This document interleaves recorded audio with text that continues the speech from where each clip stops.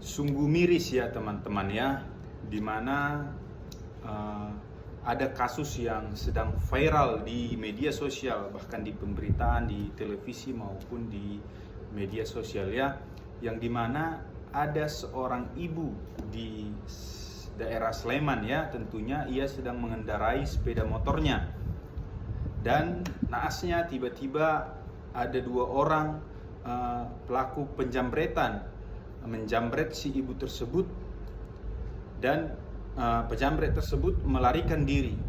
Namun di waktu yang sama juga si suami daripada si ibu ini melihat kejadian tersebut dan mengejar si penjambret tersebut yang dua orang tadi ya. Seketika itu dalam kejar-kejaran si penjambret tersebut menabrak tembok sehingga meninggal dunia. Kedua penjambret tersebut meninggal dunia. Lantas sekarang yang menjadi perdebatan dan pertanyaannya, mengapa si suami daripada ibu yang kena jambret tersebut menjadi seorang tersangka? Apakah perbuatan daripada si suami daripada ibu itu adalah suatu perbuatan tindak pidana? Tentu bagaimana kita menyikapi dan melihat permasalahan tersebut dari kacamata hukum. Tentu hukum pidana ya.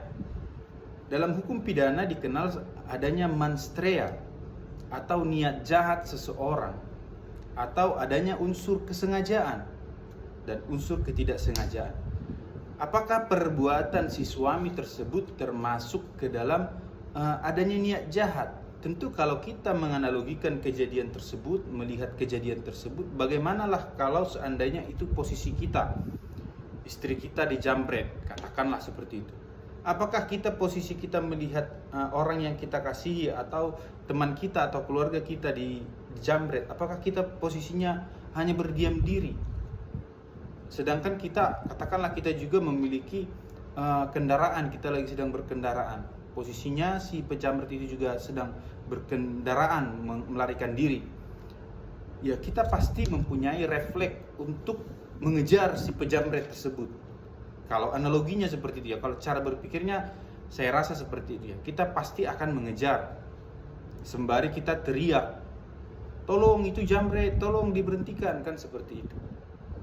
Namun kejadiannya terjadi adanya korban yang meninggal. Apakah korban yang meninggal itu karena adanya unsur kesengajaan untuk menghilangkan nyawa si korban? Tentu saja tidak.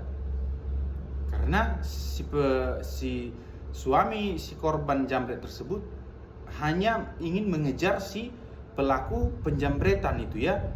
Supaya apa? Supaya dikembalikan apa yang dijambretnya dan si pelaku ini bisa diproses secara hukum tentunya. Namun naasnya si pelaku penjambret tersebut karena ketakutannya sudah dikejar oleh si suami daripada si istri yang menjadi korban itu, sehingga menabrak tembok dan menghilangkan nyawanya sendiri. Tentu saya rasa secara pandangan hukum yang saya lihat ya, unsur niat jahatnya tidak ada dari si suami ibu tersebut yang mengejar si pelaku penjambretan, karena dia tidak berniat untuk membunuh ya. Dan kejadian ini adalah kejadian laka lantas tentunya ya, bukan kejadian pembunuhan itu ya teman-teman ya. Jadi saya berharap dalam kasus ini, semoga kasus ini bisa ditangani dengan baik dan bisa mendapatkan keadilan bagi si suami ibu yang menjadi korban tersebut yang sudah menjadi tersangka ya. Jadi itu saja yang bisa saya komentari dalam kasus ini. Semoga tercapainya keadilan yang benar-benar adil ya, ataupun dari restoratif justice. Semoga ini bisa menjadi satu acuan bagi pandangan hukum di tahun 2026 ini ya. Terima kasih teman-teman ya.